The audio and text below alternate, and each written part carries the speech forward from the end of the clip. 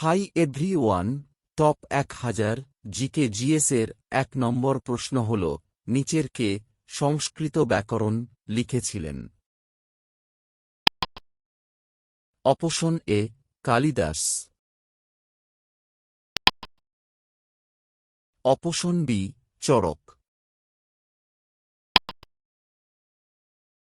Option C Panini, option D Aryabhata. এই প্রশ্নের জন্য 5 সেকেন্ড সময় দেওয়া হল। Time start.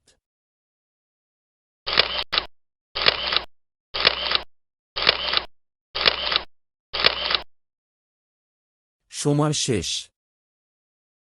তাহলে দেখো, এই প্রশ্নের সঠিক উত্তর হল অপশন সি পাণিনি।